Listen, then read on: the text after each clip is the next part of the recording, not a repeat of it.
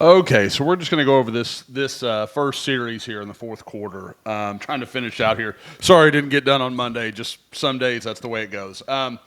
Anyway, so what we're going to look at here on this first down, this is going to be Jackson Arnold trying to hit Ivan Carrion on a just a little comeback route, little hook basically. Bounces off of him. Jake Roberts picks up a nice gain. It actually ends up being a successful play. But from the end zone view, I saw something that I thought was worth noting. So yeah, I mean, you take 2nd and 2, 2nd and 3, whatever this is going to end up being. I mean, that's a so okay. Here's the angle I want to look at. You're going to have Carry On up here. He's going to come curl right there. Jacob Jordan's going to work the middle, kind of wall that. I mean, not wall that guy off, but like he accounts for him. And then you've got, like I said, Roberts just kind of working out there to the flat. So what I thought was interesting here, like I said, you've got Jordan here. Carry On's going to be responsible for this guy, and there's one other guy out here, and it's him. This sure looks like, I mean, even the way Jake Roberts moved. Actually, let's go back to the wide shot here. Jake Roberts is ready to block. And I get that, I mean, this is an RPO offense. You're going to have some guys that are doing different stuff, but it sure feels like Jackson Arnold goes to the wrong place here. Because his timing's not terrible. He's probably a tick late. And sure, he can probably complete that pass if he's a little quicker. But again, look at it from the end zone view. Say he hits Javonte Barnes out here. Ivan Carrion has got that guy on his back. Jake Roberts has run out to block this guy. Javonte Barnes runs up the sideline. This could have been a huge play. And it's I don't know if Jackson didn't see it. I don't know what that was, but that looks like, based on what Jake Roberts is doing, it's almost like a toss play.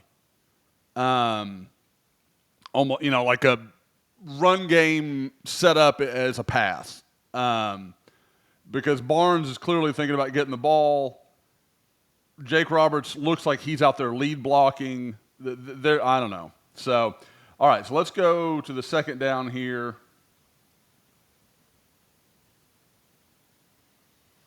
Jacob Jordan just gets run down by a good player in Chris Paul Jr. There's a reason OU was after him in the portal last year. I don't know that Oklahoma ever did a great job, or not ever. That's not fair. I think there were some real misses with some of the decision making on when they are down blocking like this, and they're just freeing these ends. And I don't know obviously what they're hoping to do on this, and I know it's hard to see because we're in split screen, but when they show all this pull and that little fake toss look, they're hoping Chris Paul's going to move this way. And Jacob Jordan's just going to slip out. This end comes in. Arnold drops it over him. It's not unlike the play to Bauer Sharp in, I believe, the Houston game, if I'm remembering correctly, where Arnold has a big play. He just doesn't drop it over the end, and the end knocks it down, and it could have been a 30, 40-yard gain. This probably isn't going to be that big unless Jordan can shake this guy. But there's a first down here for sure if Chris Paul bites on the action. He doesn't. He stays home, and this is just an easy tackle for a guy that's, again, another guy in that Ole Miss front seven that's going to be playing in the NFL before terribly long. That's a good group. Again, there's a reason that's the number one, the run defense in the country. They are a capable group up front. Okay, so here's the third down. You're going to see some pressure, and Jackson tries to run for it and just can't quite get it done.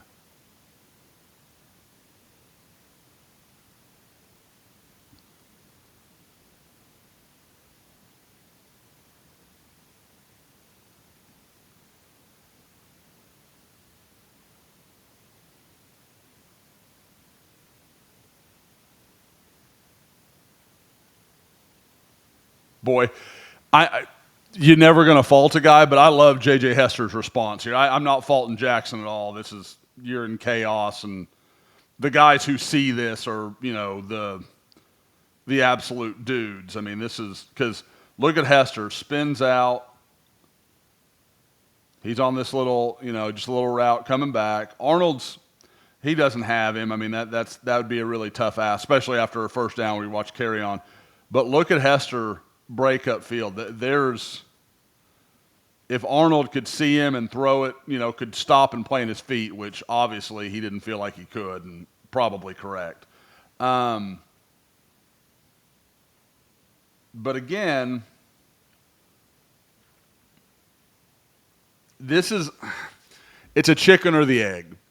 Is Jackson Arnold stepping up and immediately running because all the pressure he's faced over the last, 2 months? Yeah, probably. I think that's what's happening here would be my guess. Would you love it if he'd take a step up and right where he is right now, just square your feet and make a throw here, make a throw here. You've got this, you've got this. That would be ideal. Again, I don't think it's not necessarily fair to ask of him. Just because, the past is real. Like he's living that life, and we've all watched him just get pummeled at times this year. And to his credit, it's shown what a tough guy he is. Here's this stuff. I don't think there's a ton to say that you all as fans haven't said. I think you're right, and I argue with you guys when I think you're wrong. I don't think you're wrong here. I've got no problem if they want to go for it on fourth. With the momentum, the way Ole Miss was moving the ball, I kind of get it. I kind of do. At the same time, the only thing you can't do is waste a timeout in the fourth quarter when you're down 2 scores. You're going to need every damn one of those, and you waste it trying to draw them off sides, 10% opportunity? You've got a better chance of running a play and getting what you need than you do drawing them off sides, would be my thought on it. And not only do you not draw them off sides, you waste a timeout. It doesn't end up mattering. Oklahoma never gets closer than this. There's no blood in the fourth quarter. We know. But to me, I'm going for it. What do you have to lose? Like, nobody thought you were going to win this game. Nobody thinks you're going to win a game against a FBS opponent the rest of the year. Go shoot your shot. And your defense hadn't stopped anybody for an entire, since halftime. So, I don't know. I don't love it, but I really hate wasting the timeout. I watch some of these NFL games, and it's a different game a little bit. I get that, where every game is going to come down to the end, blah, blah, blah. I think Oklahoma is yet to accept that that's the way it is in the SEC. Most of the time, it's going to be a 1-score, at most 2-score game into the fourth quarter. You need your timeouts. You're going to have to use them for something. And if you don't, hey, great. But don't waste them needlessly.